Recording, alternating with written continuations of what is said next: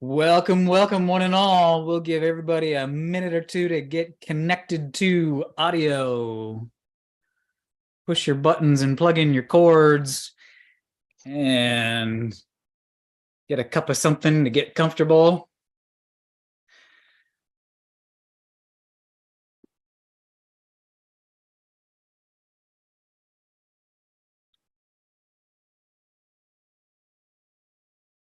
It's going to be quite the show, folks. If you were able to join us for the pre-show banter, which of course you weren't, but if you were, there are opportunities for pop cultural references galore during the presentation today. So if you enjoy that kind of thing, it's going to be your day. We're going to love it. Everything. We're covering everything. The Office, Legend of Zelda, and we might actually be on topic as well. We'll throw a bunch of that in there as well. Our special guest speaker Christopher is snickering to himself. I'm excited. I am excited. All right. I'm going to say everybody has had a chance to get connected to their audio. I show 1 minute past the half hour, and that means it is time to officially welcome you to another edition of Product Chat, Pragmatic Institute's webinar and podcast series, where we tackle the biggest challenges facing today's product management, product marketing, and data-driven teams. I am Eddie Gordon, courseware designer at Pragmatic Institute, and today's host. A few housekeeping items to note up at the top here. If you have questions during today's presentation, and we know you will, you should, go ahead and stick them over in the Q&A box. Look down on your bottom toolbar. If you don't have it up yet, push the Q&A. You'll see there is one for chat, and there is one for Q&A. These are two different boxes. If you have questions relevant to or that you would like to be passed on to the speaker today, stick them in the Q&A. If you just want to say clever and witty things to the general group in the Zoom, stick them in the chat box. That's what that's for as well. But I will be monitoring the Q&A and tossing the questions over to our guest as they are relevant today. We will also leave an amount of time at the end for all those questions we didn't get to during the presentation. Yes, you will be able to receive a recording of the presentation today as well. That will be emailed to everyone who was registered for the webinar today. And then, of course, let me briefly mention the next in the Product Chat series. That one happens April 27th, 1 p.m. Eastern Time. We will welcome Eric Johnson of the Knowledge Base Group Manager at AHA. AHA, the company, not the 80s pop group. AHA. They will do a live demonstration of how to use AHA to achieve the full picture of product success. Don't miss that live demonstration. And with that, I get to read the very impressive bio of our guest today. He's grinning. The AHA joke. It's quality. Continue. Joke. Yeah, quality stuff. That's the high level of entertainment we offer here at Pragmatic Institute. Our guest today, the data design manager at the DeBruce Foundation, a philanthropic.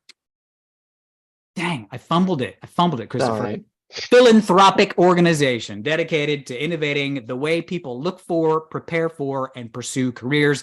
He helps leaders tell data stories, increase engagement, and work to close that insight to action gap. Christopher Laubenthal is with us today. How are you, Christopher? So good to have you. I'm doing great. It's a pleasure to be here. I'm a big believer in what Pragmatic is trying to do, which is that idea of connecting people to solutions, because we have all of this data, more data than we've ever had in our whole life. And wouldn't it be nice if we could use it? Wouldn't it be nice? I am so looking forward to you solving that problem for all of us today. I'm excited. We have titled the presentation "Communicating Data Effectively Through Design." And you're the big brain that's going to teach us how to do that today, Christopher. So without further ado, we turn the microphone to you. I will pop in occasionally if folks have questions that are particularly relevant to a point that you're making. And then of course at the end I'll toss over any that we didn't have time to during, but with that being said, Christopher, the time is yours. Thank you so much for being here. Thank you for having me. Thanks everybody for coming on. And if you're watching this after the fact, thanks for listening.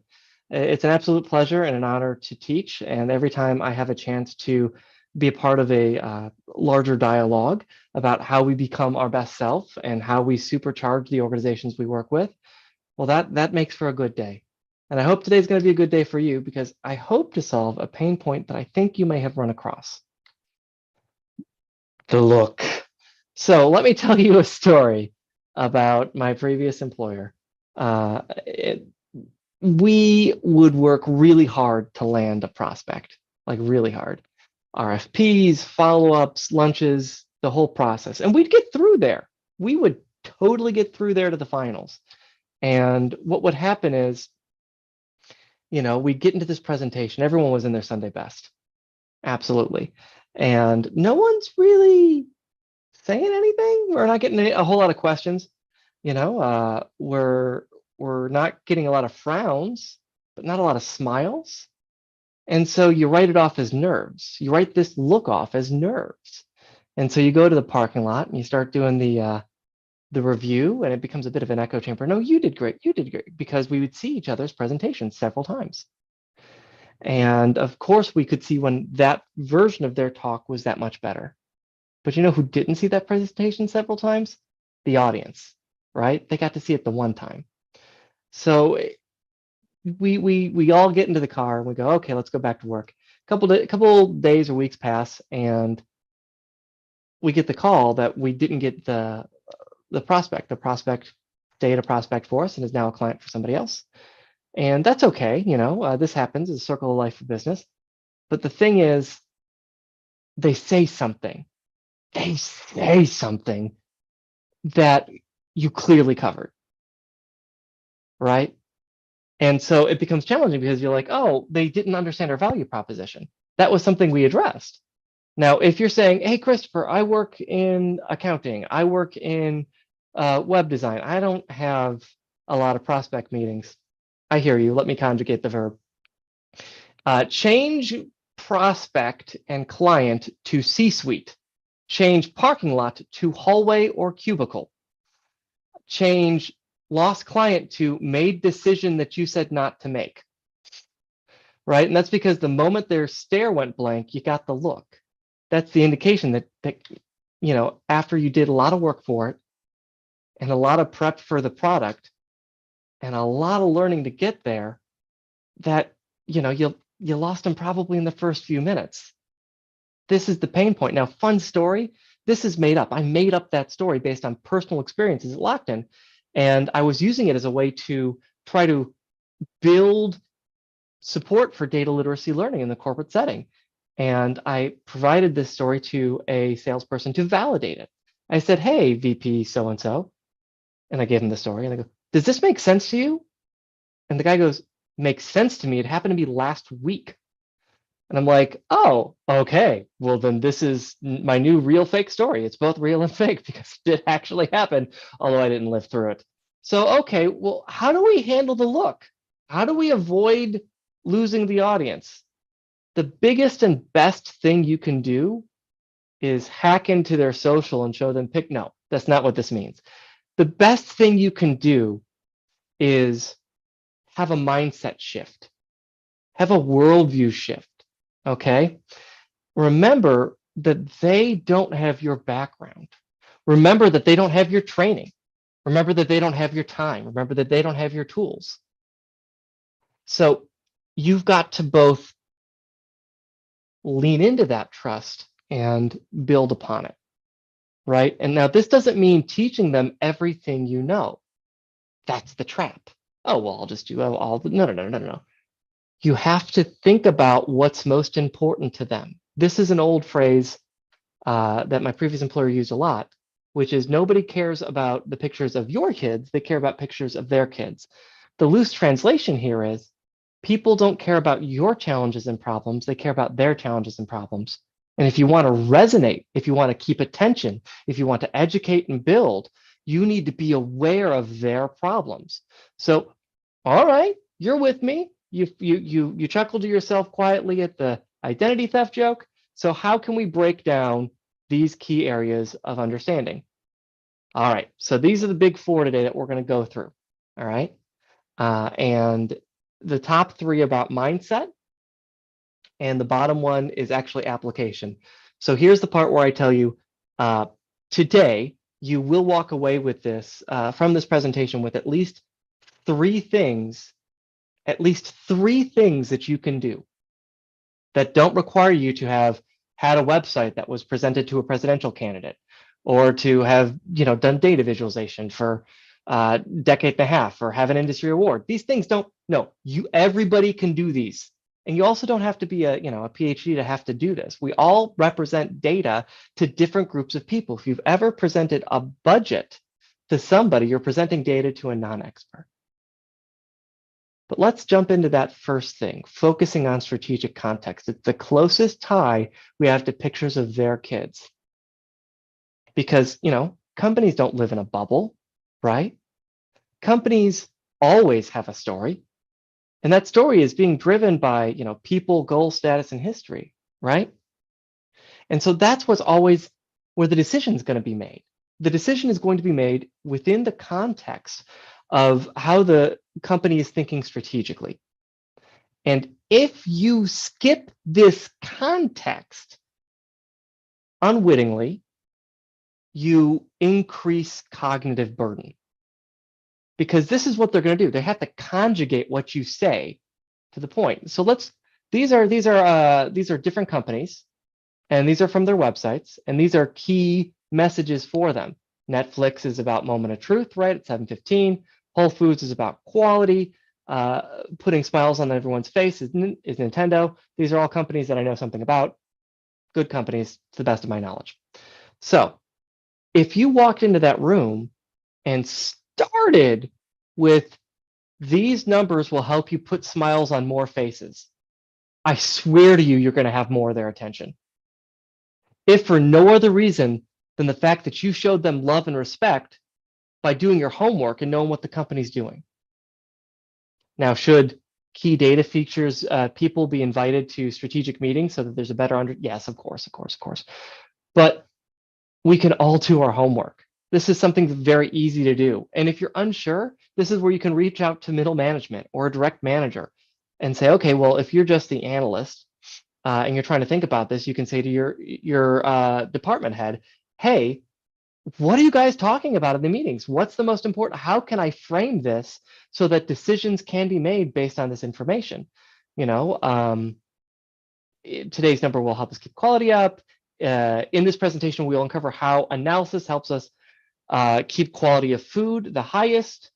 If the connection is abstract, the ties will be weak.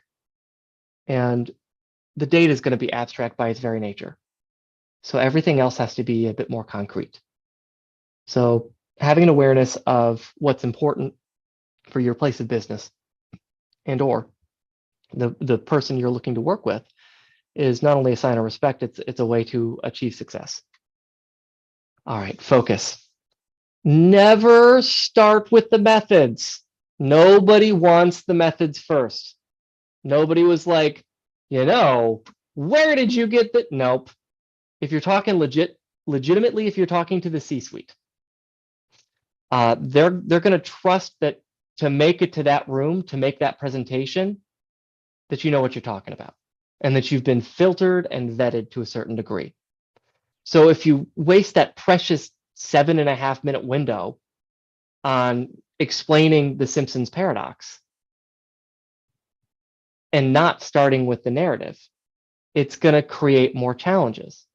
Because again, the attention span is small, particularly if they're not strong in the area of data literacy or data visualization literacy. So I'll give you an idea. At training, I had 3 comments that would come up over the past few years consistently whenever I would train somebody on how to do really solid, rock solid design. I'd get, I don't have time for this, which is I'm like, do you have time for your audience to be confused? Because that's what you're doing. I get, oh, but I have to show them this. And that's true. That happens. And I've got a trick for that. That's one of the 3 tricks. Hang in there. Hang in there through the theory. We'll get to the tricks. And then the third thing was, and this shocked me every single time I heard an adult say it, I'm ashamed. I'm ashamed. I know in my life, I've had at least 3 separate adults in a work setting when we were having a conversation about how to make their work the best, admitted a strong feeling of shame. I need you to think for just a possible moment that maybe in those people in the room are perhaps a little intimidated by you, that they like who you are, and that they think well of you, and that your best bet is to try to meet them where they are, and then close with methods, right? Because there's a strong chance that they might not feel good about themselves if, they come into a meeting with you and everything goes sideways because it's knee deep into the regression analysis. And ending with the methods, by the way, if you start with like the what and the why, you're like, oh, hey, the why is we want to put smiles on people's faces. And the best way to do that right now is to increase the sale of Nintendo Switches. Here's analysis for markets where Nintendo Switches are underselling. Here's key drivers of sales that are not present in there. Here's how we did it. But at the beginning, they get the whole headline. They get, oh, smiles and sales are 1 and 1. Okay, here's where we look. Very doable. I promise you. If you understand the Simpsons paradox or other biases built into calculations and statistics, you can handle the stuff I'm talking about. This is easy. It's just a little counterintuitive. When you're thinking about connecting with people, and this is pop culture reference number 1 of 500, best to think like a Hufflepuff. Think like a Care Bear, right? That's going to get you further than thinking like a Slytherin. Although there's definitely places where thinking like a Slytherin is beneficial. That's a different presentation, though. So, neutrality. Christopher, yes. I'm not jumping in just because you mentioned Harry Potter. I actually have a relevant question. Lay it on me. A couple questions in the chat. Do you mind if I back you up one point? A couple questions about strategic context. Oh, sure. Lay it on me. Yeah, let's is utilizing strategic context just a way of saying use company buzzwords? Is that what we're trying to do? Are we just trying to add a veneer that we have paid attention to, the website, or is there more to it than just saying, I read that on your bio on the website, wink, wink, right? Yes, and. So, and I know yes may not be the answer you're thinking of, but wait for the and. So let me explain the yes. The yes is a sign of respect is understanding the language another entity uses to describe themselves and reflecting that back to them.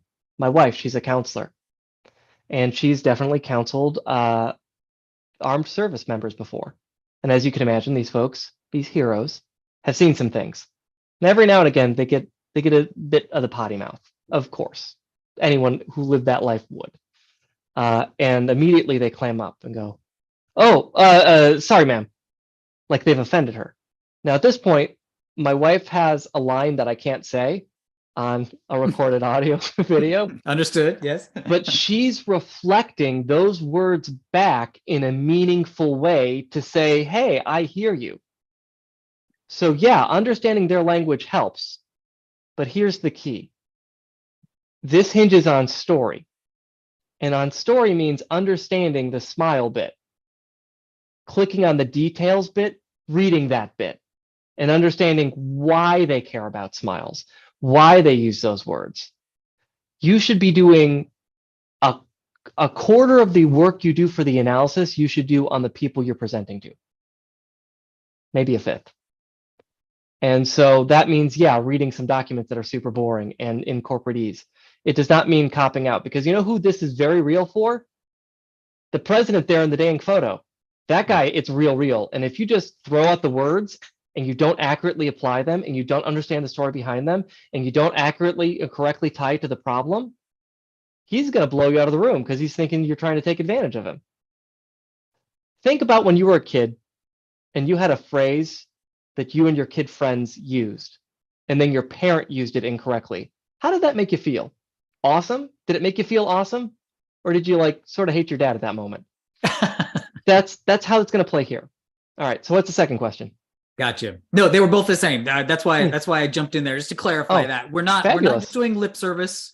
No, no, no. The language that you're using should actually reflect the deeper insight that you've gained from your research. Okay. Absolutely. Thank you. All Gotcha. right. So we're moving through focus. We're hitting up neutrality. Yeah. This slide is not applicable to academia. If you work in academia, feel free to take a moment, scroll on your phone. Don't leave the chat, but like, take a hot second. Okay. So in a corporate setting, they could care about bias. They could care. Not to say that we shouldn't be doing data the best possible way we can. It's not a live or die for them. They can take things with a grain of salt. And they often do, because they know that no data is perfect. Now, does this mean we completely ignore all neutrality? No, because then that stuff happens on that route too. I'm just saying that it's important to know that no design nor decision is ever truly objective. And that if they're making those decisions and you want to facilitate those decisions, you're probably going to have to take a little bit of a stance on something. Now, don't put your feet in the ground and say this is the end all, but also don't give them this chart and expect them to know that that's heteroscedasticity, that the variance increases over the z-score. They're never going to know that. That's what they pay you for. They need to know that the data is bad and that you're working on it. So look, I know that it's, let me put this in the positive. Those of you who find the courage to provide language that is in some level summary and explanatory versus purposely removed, you will find yourself likely invited to more meetings because the burden of the decision maker is lessened, because they feel like they can relate to you, because on some level, perhaps they feel like you care. But if you just show them a big old table and there's no coloring and there's no phrasing and there's no grouping and there's no title work, it's not going to go well. You're going to get the look. So let's zoom out for just a second. We had said that sometimes as designers of information, we run into these data literacy gaps where even though we have all this understanding, we struggle to get it across the table. And what I'm saying from a large scale perspective is that it's mindset, that you have to understand what their context is. You have to understand what they're focused on. And you have to understand that they're making decisions. And you win the game if you facilitate those decisions.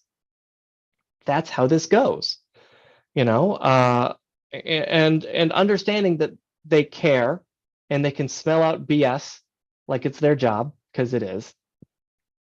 So even if they're not in a data background, if you're snowing them, they'll probably pick up eventually. So truth, again, with the words. But I can almost hear it now. Okay, Christopher, I buy that this is a mindset shift. I buy that they don't have my background.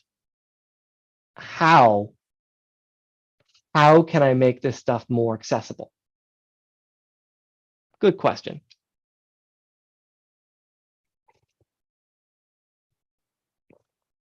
Pro tip. This comes from Scott Baronato's book called Good Charts. If you get a chance, look it up. Good stuff. If you're presenting data, the best thing you can do once you get a chart, count to 5 in your head. That's what I did there. When I counted to 5, what did you do? Did you just look at your phone? Did you look at the ceiling? Or did you look at the slide? And when you looked at the slide, did you read some of the words? I'm willing to bet some of you read some of those words. That's what's going to happen if you do that as well. The other advice on that from the Baronato book, it's just bonkers golden, is never read the table or the chart completely. So your design should be the melody, and the story you're telling should be the lyrics over it. You shouldn't be saying B flat, G flat, F flat, B sharp. You should be saying key in this is blah, blah, blah, blah, blah. Anyway, so let's talk about hierarchical design. It's a great shortcut, and you don't have to have 2 decades of this experience or have a Harvard Business Review book behind you or be Edward Tufte. You can do this. I promise you, you can do this. Data has a story, okay? And it can tell lots and lots of stories, but any story dictates importance, right? So like, let's think about the Three Little Pigs. We hear a fair amount about the pigs and not a lot about the wolf, right? If we heard way more about the wolf, would it still be the Three Little Pigs? No, it might be if we use the same words, but it's hard to discern what story it is because we got all this wolf stuff added. Design is no different. Data is no different. You got to make sure that if you're doing the Three Little Pigs, the pigs get the starlight, they get the sunlight, they get to be the center stage. You know, and this component importance needs to be reflected in the design. So the best example I can think about people who communicate a lot in a short space was newspapers. I mean, they're still around. We were all very digital, right? I get that and understand that, but like New York Times is still making a fair amount of coin. So clearly they've done something right. And by the way, the New York Times, as well as the Washington Post, I'm not, you know, I don't want to pick sides in that war, but they're doing something right if they're still around. So how can we take some of those life things? How can we use hierarchical design, which means design based on the order of things? Okay. First, this is the first thing you can do. Super duper easy. You know that point you want to make? You know that point you want to make? The one thing you end up telling the guy in the hallway? That is your new title. The thing that you made your original title, that is now your subtitle. And then you delineate the difference of importance with maybe a lighter font, okay? With maybe smaller font. All right, these are different things. You know where the font size is. You can make a sentence. You know this, you know. And then the key bonus points are for including strategic goals, right? And writing in phrases or full sentences. You can write in sentences if you want. Just make sure that everything's in sentences. Then I tend to go in phrases on account of I'll forget one, and then it'll be like phrase, period. Now, fun story, and this comes out of Dr. Evergreen's book on how to use Excel like a pro. Dr. Evergreen, Stephanie Evergreen, amazing book. And it's a cookbook style. So if you've done like Python cookbook stuff, it's like that, but for Excel charts and graphs. It's a great resource. This is a woman who has a career doing stuff with the UN and the Department of Defense and the Pentagon and the White House and a number of other folks and large nationwide Fortune 500 companies. And she does it all in Excel. I can say that again. She presented to President Obama. President Obama had said in private, and she got an email forwarded to her with this comment, that he really liked her work. And it was all Excel based. So you don't need Tableau, although I love Tableau, that's my jam. And lots of love for my Power BI people. But like, you can do this. It's just about things like headlines. So let's show you an example of a normal chart or a normal title.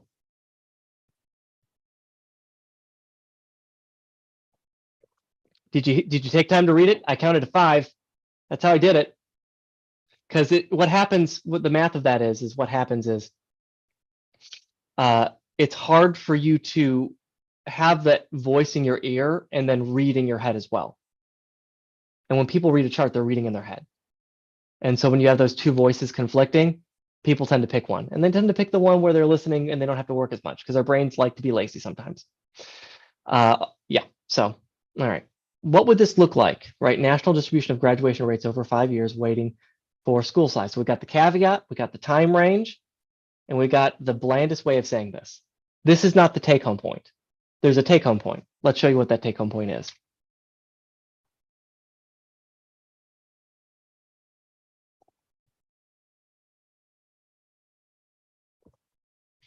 Okay, so what have I done here? What have you done?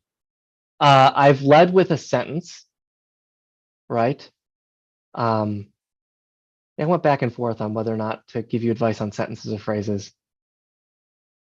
It's not a perfect art, y'all. There's a bit of back and forth on that. Anyway, grad rates increased nationwide. This is the thing. They are trying to decide, remember context. Our job is to make sure kids get to and through college. We do this by investing mentors and investing dollars. We need to know what's going on with the graduation rate. And you go, national distribution of graduation rates over 5 years. Like they're done. They're done. They're gone. They've left you. You get the look. Because you're forcing them to trifle through it. But if you lead with the point, grad rates increase nationwide. Now, this is not a heavily biased statement. I'm sure when you saw the bias slide, you're like, he wants me to be some sort of flamethrower and put my, this is safe. They did increase. That is the point, and then notice smaller font under. And because I didn't want to make the font too small, I lightened the color of the final font below it. Also, fun fact, you can get rid of legends if you color code the title. So then if I make the increase for the chart, well, let's look at other stuff. We're going to get there. All right, so first trick, headlines. You can juice them up. Even if you have no control over the image at all, corporate's giving you the image. And if you take that image and you come back here and you show them this title, they're paying attention. You've got them. But sometimes you have a chance to impact the actual visual. So how do you do that? Well, the thing is, people tend to associate saturated colors with significance. So when our eye looks at this, it goes, oh, these four are equal. They're not equal. These are not equal things. They're sums of a whole. So what can you do? Well, first off, again, always be aware of brand colors, brand standards. If you don't have that already in your Excel, reach out to communications. I assure you someone in comms will cry. They'll be like, the analysts, they want our branding colors. Like that's because you saved them one step. You'll make a friend, I promise. So, okay, so how do you show relationship? How do you show parts of a whole without having it be kind of like oversaturated?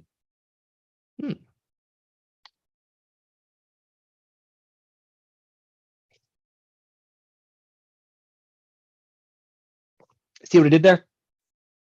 You take the color and you turn up the opacity. So that's the same color, and I right-clicked on it, format, shape, or whatever, opacity 75%, opacity 50%, opacity 25%. Now, if you don't want to get all tricksy like that, I hear you. You can just use on Excel, they have that little color thing, and you have the different scaled tiers of the color. There you go. All right. So that is Papa Color 1. Let me show you Papa Color 2. All right. I'm going to give you a second to look at that chart and tell me if you know what's important about it. You don't have to say so in the chat. I'm just figurative here.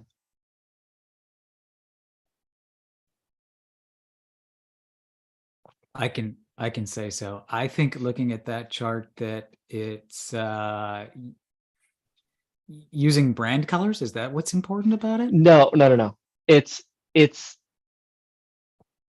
that one of these three continued dominance over the 12 months. See, I didn't see that in the first chart. You're right, because saturation means equal. So when our eyes look at the first chart, they go, well, these are all the same. And so what happens is you end up looking at the difference between orange in February and orange in, March, April, May, or blue in March and blue in April, because you're trying to see where the variance is. But the largest variance between January and December in this thing, so it's just simple as graying it out. But we can go a different step. We can go a step further than this, right? So this is called, coloring by significance. So did you know you can color any of the individual columns in Excel? You just like double click on one. So if you want one to be black, or you want one to be yellow, click on the series, okay? Fill color black, then click on the one bar you want to be yellow, click on it once, click on it twice. Now you're just coloring that, excuse me, and then color that, and Bob's your uncle. So these are very doable things. And again, if you're looking for tips on some chart types, Dr. Evergreen's got you covered. Dr. Abuela has an excellent chart selector. He's got a nomenclature in there on different types of charts through comparison or whatever. But there's what chart you use is a hot discussion topic in my field. So let's keep moving. Christopher, I've got a Sure. question. I've got a good question for this chart, and then a commendation as well. First, the commendation. Prashanth in the chat did point out that it was the green bar that was increasing. Prashanth's got better eyes. Good for you. Better eyes than I do. So nice job, my friend. Good eyes, good eyes. But the question, I think this is an important one. First, a warning, so many companies use what Jay in the chat is calling the traffic light colors, red, yellow, and green. Yes, you have the risk of looking like everybody else. Maybe if you do that might be a risk. But the bigger concern, this one came up in the chat. What about those in your audience who may have color blindness? Would this even work all the time? With the CEO you're targeting directly, like can't see green, what do you do? Well, first off, if the CEO can't see the brand company colors, that's a discussion that communications should have with the CEO. Issue, perhaps, yes. If the CEO can't see the brand colors, that's a problem. That's before me. But so there are different ways to get at that. There are absolutely different ways to do that. And there's so we're going to talk about stoplights and how stoplights, I want to say like 1 in 5 men are colorblind to some degree. And there's some great websites out there, none of which are coming to my mind at the moment. My wife and I pulled some of them up. My son's colorblind. And there are great websites where you can take the image and throw it in there, and it'll show you what the image looks like to a colorblind eye. But yeah, so red, yellow, green. It's a sticky wicket. Because on the one hand, you never want to fight cultural norms. And our norms are built around that. That's for dang sure. Because the more you fight cultural norms, the more likely that people are going to struggle in understanding. What do I mean by that? You're probably not going to want to use red for good. Because red for good is going to lead to challenges. That's a cultural norm. Red's bad for America. Red's good for other countries, but for America, it's associated with bad. My advice would be not to have red, yellow, and green on the same chart if possible. And then on the topic of stoplights, this is a cool kind of pivot. There's a magic word called double encoding. A stoplight in itself is double encoded. Now you might be asking yourself, what the heck does that mean? I'm not that guy that figured out green was going up without the color change. That guy's awesome. That guy's my hero. But I promise you, plenty of C-suite people aren't. Anyway, we'll leave that sentence as a hang-on. But double encoding means you're putting the information in more than one way on top of each other. So if you were 100% like you had like dog vision, like black and white almost, and you went to a stoplight, you could still technically use it, right? The top one is stop. The middle one means slow down. The bottom one means green. That means the height order encodes the data as well as the color. So how do we do that here? You right click, you go to fill, and then you can layer on top of it like stripes if you want to, and you have different types. I would shoot for lots of littler things rather than having lots and lots of stuff, right? So you can go that route. You can put a border on the greens. You can make the greens 3D. All of these things would work with somebody who's colorblind on green. You could put a border on it and make it 3D. Now, by 3D, don't be giving me them the three-dimensional no, please don't do that. The only 3D that's acceptable in my professional opinion is the shading in the background, where it's ever so. I used it here a couple of slides ago. Let me go back. These are 3D. They're not super duper distracting. They have a border. You could do this. So being aware of color blindness is amazing. And, you know, I think a great sign of respect to the people you work with and the people in your life. Good for you for bringing that up. You can use textures and other ways to double encode it, as well as 3D and outline. But let's talk about those notes, right? Because there are notes here. The fine print for me is like, it's like luggage. It's like luggage in an airline. It goes above you, that is to say, it's a subtitle. It goes above you in the overhead compartment. It goes below you, that is to say, you know, it goes on your lap. That is to say, it's a pop out on the chart itself. That's tricky. There's ways to do that. We're not going to cover that today, but you could do that, but it requires you to do a couple other things, but it's doable. Or, you know, it goes in the cargo, it goes below your feet, either under the chair or below the feet in the hold here on the bottom. Remember the whole bit earlier where I was like, oh, it's super important that you go out of your way to make sure that you start with the what and the why and you close with the how. This is closing with the how, right?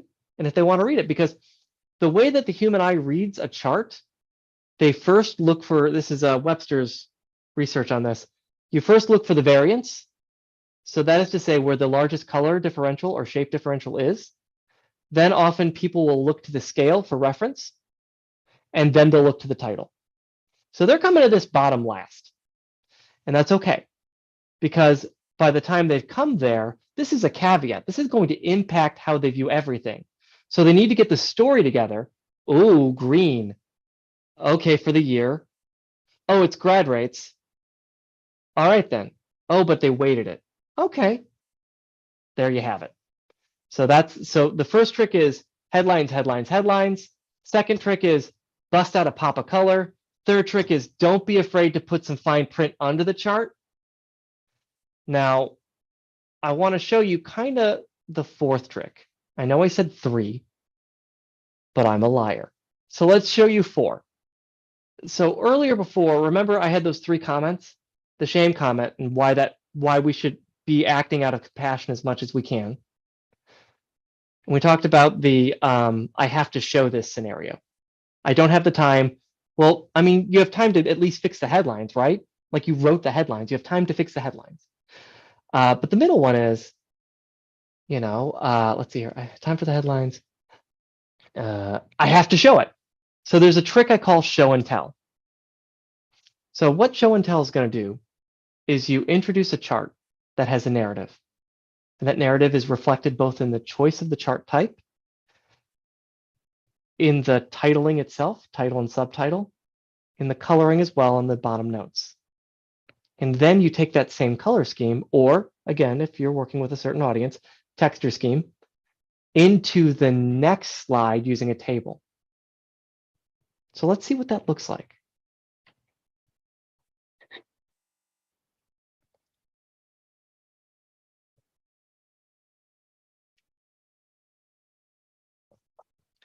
Did everybody get that the mobile went up? Did everybody get that, or just the one guy? Everybody get it? Yeah, everybody got it. That's the point.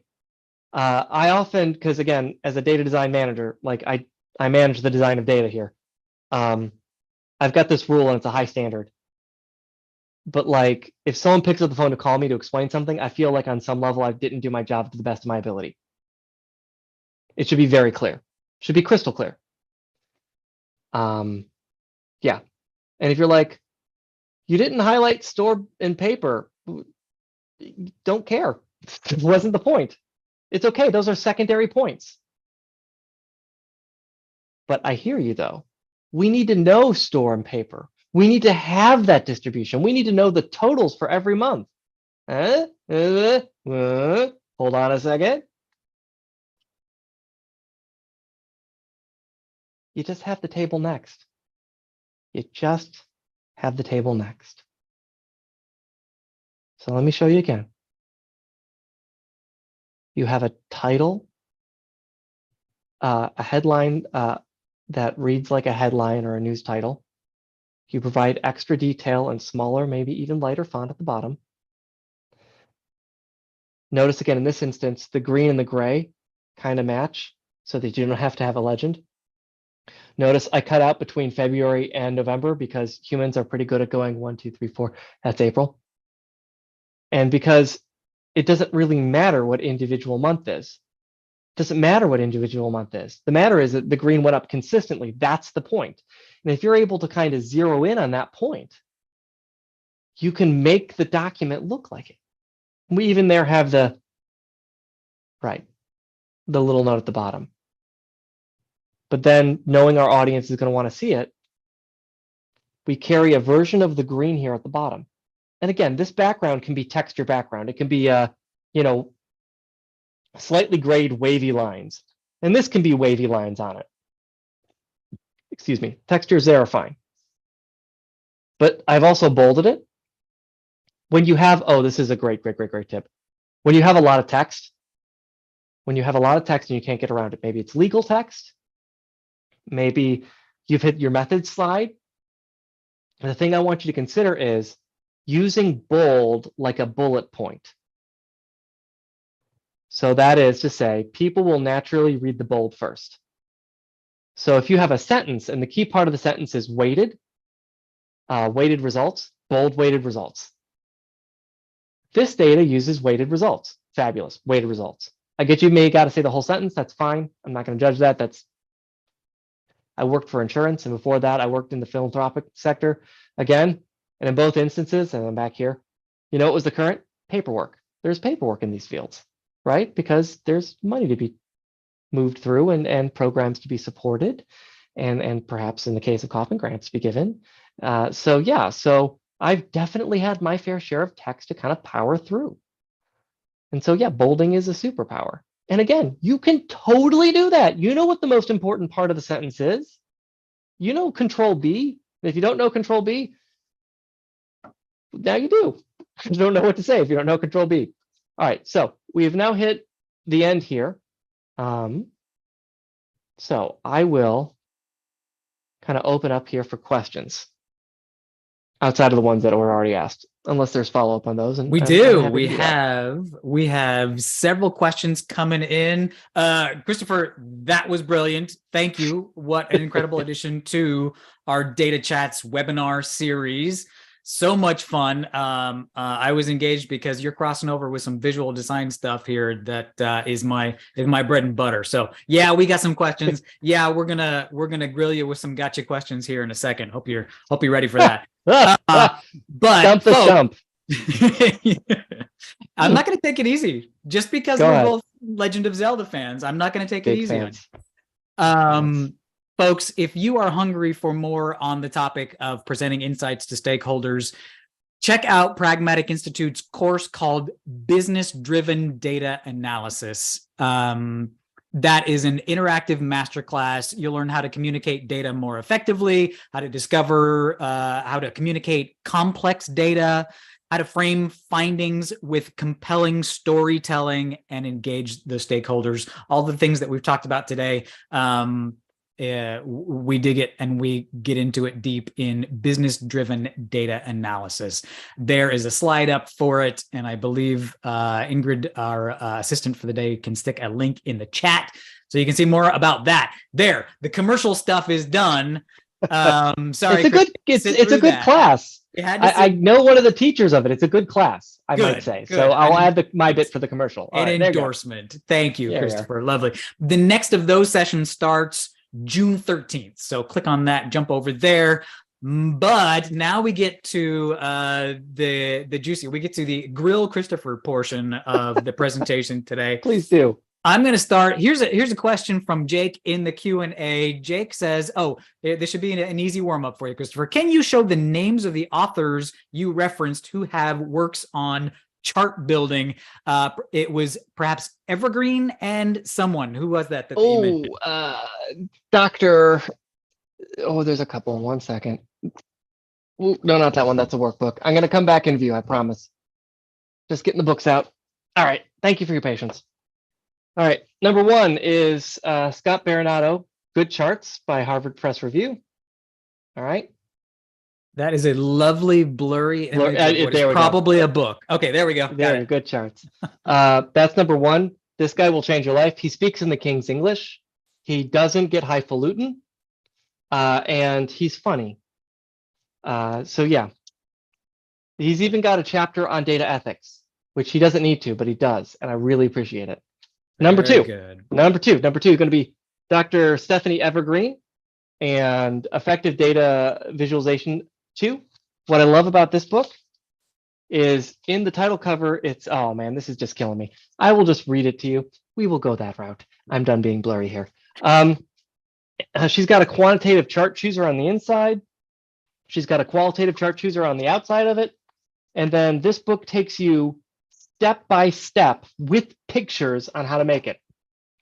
Click this menu. Here's a picture of the menu. Click this toggle. Here's a picture of the toggle.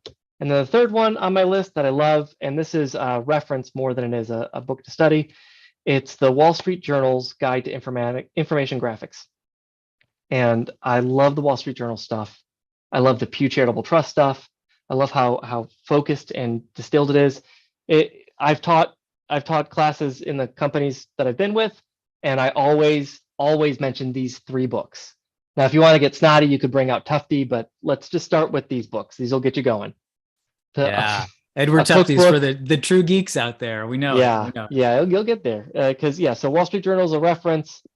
Stephanie Evergreen's a cookbook, and Baronato is a good old-fashioned, explanatory manual, but in the King's English. All right, what's next? And you will notice, because Ingrid's internet skills are top-notch, as you were speaking, she has posted links to every single one of those references in the chat, folks. Isn't she amazing? I love Ingrid. She's amazing. She is amazing.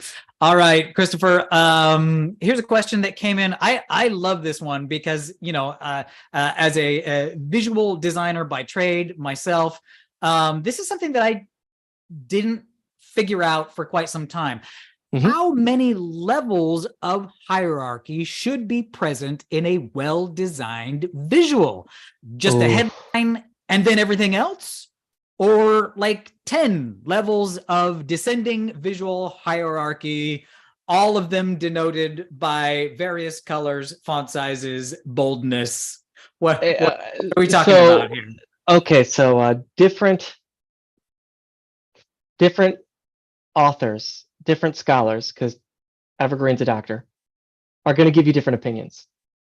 Stacey Evergreen's going to say a chart should only tell one story.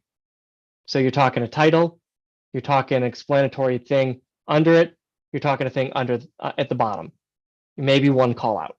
Okay, it should be focused, particularly if it's a part of a series of slides. Baronato would contend that it depends on your audience.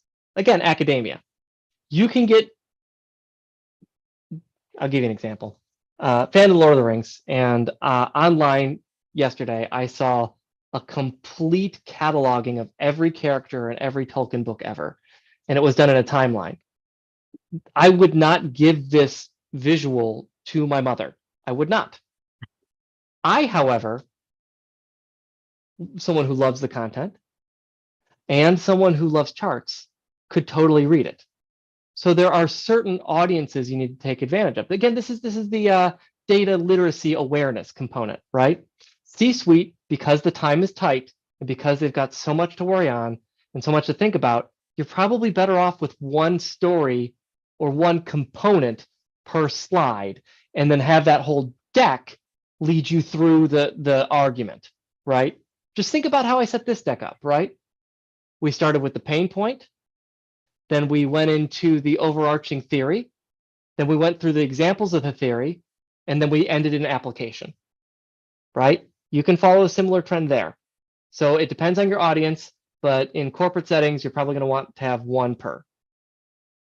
Now, when we're talking about hierarchy, are we talking about at the presentation level? Like, you just gave us an outline of the presentation you just gave us in about 4 or 5 bullet points.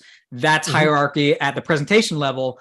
But are we talking about hierarchy at the, in this case, slide level where you had a headline and bullet points, 2 levels of hierarchy on a slide? Or do we need to be aware of all of that at the same time? So this gets into the fact that this is both art and science. As a general rule, I try not to have more than 3 lines at the top of a slide. I just don't. And in fact, I prefer not to have more than 3 phrases on a slide that has a chart in general. So if I have 2 at the top, a headline and a subtitle, and in my subtitles, my preference is to kind of add the most important of the caveats that they have to have. Maybe the name of the data set, maybe how many N there were. I did a thing once for a job, and the title of the visual was Burbank has a sleep problem, and the subtitle was something in the neighborhood of comparing CDC data on neighborhood health trends show that the largest trend is that kind of thing, right? And then it goes into it. But I would be wary of anything more than that, even with an academic setting, because if you're looking at it, I'll put it this way. Here's a good test. If you could explain it to somebody who's not in your department without having to say, ignore that part, focus on just my voice right now, you've won. Correct. There have been more than one time in my professional career, both at previous employers and doing consultant work, where I've seen somebody go, just focus on this thing over here. Well, if I'm just to focus on this thing over there, then maybe the other stuff needed to be in a different slide. Yeah. So to speak to the hierarchy within a slide, I would keep it to, one focus point, maybe 2, maybe 3 lines, not much more than that. Now, if you want the bottom line to be a pop-up and a call-out, you can do that. That's fine. That's great if you have a pivot point that's very key. We didn't have a pivot point in our example. It was a straight line, more or less. But yeah, okay, good. Did I get at what your question is? Yeah, you did. I think you did. Yeah, hierarchy, man, that's juicy stuff. So powerful. Agreed. I've got like 3 more questions that people have submitted. I think we can get to it. We got time. Are you good, Yeah. Christopher? Yes, absolutely. All right. Here is one. Can you describe a time when you had to modify a data visualization to better communicate the information? What changes did you make and why? They're looking for some specifics from you, Christopher. Tell us when you had to do it. Well, my work is perfect every time. What are you talking about? Never is first time out. Done. It's perfect every time. No, so stuff that you can do to help, and then stuff that pitfalls I fall into. Pitfalls I fall into. I tend to overcut, right? There are some in here, by example, I'll give you the axis. I know that people can fill in, and I'm comfortable with there being another table after that slide with the axis saying January to December, but some people might want more. So that's something that I run into, like I'll overly cut, and they'll go, okay, with your talk track, I get it, but I didn't get it without the talk track. And I'm like, eee. All right. So in that instance, if I overcut, what do? I do a couple of things. First thing is I look at the axis. I look at the reference point for which they're comparing the visual thing that is going up and down or larger or smaller or whatever. And I see, is there more information I could put there? 2, I look at what I'm doing with the color. Is the color aligned with what the point is? Or is the color just showing me a different person? 3, I don't mind doing data labels on a couple of individual points, right? So there was one where I had the high and the low, and I had colored it, and I had a line chart, a dual axis chart, where it's a line chart and an area chart on top of each other, so I could have that nice gradient on the area chart, so it looked like it was kind of raining almost. It was fantastic. And they're like, yeah, but I want it, and the point was, wowzers, we had some highs. But they said, we want to know these specific highs. And so the revisit on that was to click once and then a second time on the individual dot and have a data label for that dot. And I did that for the 3 or 4 top high ones. And then they loved that chart. That chart got a lot of legs. And so, the key here is you're creating something for them to consume. And so try your damnedest not to take offense. But it's really hard because this spills into the art world and the graphic design world. And if you're doing it right, you're putting yourself a bit of yourself into it. And to go up to somebody and go, now tear apart my work, go for it. It never gets easier. But what does get easier is having vulnerability in general, and knowing that the people here are just trying to make you better. Brilliant. And you began to touch on the theme of the last two questions that we've got here, which is about you putting your stuff in front of people and getting feedback. So a good example here, this question: what role does user feedback and testing play in your data visualization and design process? How do you do that? At Pragmatic Institute, we're all about listening to the market, utilizing that as a research. Can this you is a big question. That into your visualization work? The analogy I use is, well, okay, first out, there are some hills not to die on. There are some hills not to die on. Let me tell you, politically speaking, if the CEO comes in and they want it to be red, and you've explained it and you've shown it non-red and you showed this, that, and the other, there are times in which you may say, we're going to let this be red, even though it's wrong, because his name is on the building and my paycheck. Right. Or her name is on the building and the paycheck. So there are times where that is, but let's assume that this is not one of those times. Let's assume that you're taking user feedback in and you have some discretion. The analogy I want to give you is patient and surgeon. The job of the patient is to tell you everything they can about the pain they're feeling. It hurts when I hiccup. It hurts when I laugh. When I stand, I lean slightly to the left. Every second step, my bottom foot hurts, right? Because the doctor's job is to look at that desperate information and figure out a diagnosis. Just like your job is to take that desperate information and figure out a design. Now, it doesn't always mean that you're going to do exactly what they're going to say. In fact, most times you won't. But what you'll do is you'll uncover the underlying pain point and design for that. I'll give you an example. I'm doing something that had a beautiful word cloud in it, and the lead-in had 800 items in it. I couldn't do that well, and I was using some other filtering mechanism with color. So if you touched a box, the word cloud would change in color, shape, and size. And people were like, this is still too big. You need to chunk it down. Now, what they actually said was, I don't think a word cloud's going to work here. This should not be a word cloud. This should be a bar chart. I'm like, no, you're wrong. I didn't say that out loud. I said, thank you for giving me your feedback. I appreciate your time. Can we write that down? And then when I went back to my room, I'm like, what's bugging them? Oh, it's bugging them because in all of these word charts, there's 800. They need a way to limit. And so I added a limiting factor. I added a filter to these things.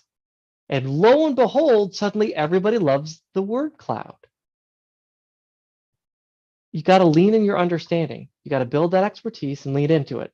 So just listen to, it hurts when I laugh and when I have the hiccups, and know that maybe it's a hernia, right? But be sure to thank them for it. And then when you roll it out, you've got to shower praise on them. That's super important. Yeah. I was talking to so-and-so, and they weren't getting this chart. Notice how I'm reframing that politely. They just weren't getting the chart. That's true. She wasn't, or he wasn't. And the key of it was too much. Look at this now. It's way more focused. Tell me your thoughts on this. They go, oh. So it's a hard thing to do, and it requires a higher level of emotional intelligence than just working in the mailroom. No hate to my mailroom people. Mail's important. Thank you. Next question. That makes so much sense. Christopher, I could easily sit here and geek out with you on this topic for days. Absolutely. We would just waste away talking about this. I want to respect everyone's time. Some of these folks in our audience got to go actually do their jobs so they can make money. Yes. And with that being said, if we didn't get to someone's question today, where might they be able to reach out to you if they wanted to approach you on some of these topics again in the future? I used to have a Twitter handle that I used PHBOB, but I don't really use it that much. And Twitter's kind of gone crazy.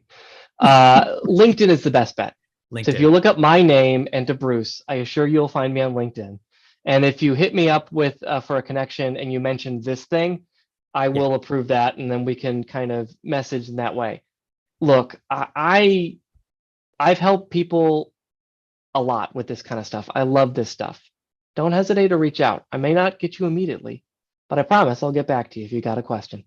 Well, your passion shows. Thank you. I feel it. I'm sure that our audience feels it well. And don't be surprised if you get some hits on LinkedIn then. So there you heard I it, like folks. that. Christopher Laubenthal, LinkedIn. Ask him all of your visual design questions. He'll get back to you immediately, is what I just heard, right, Christopher? That's exactly what I heard.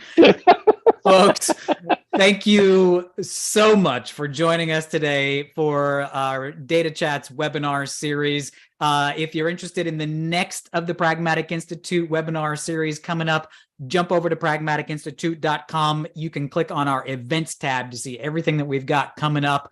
And Christopher, this has been an absolute pleasure. Thank you so much for being here. I'm going to hit you up on LinkedIn and expect the response immediately. Thanks so much. It's been a pleasure. Appreciate it. Thank you, gang. Have a fantastic afternoon. We'll see you again.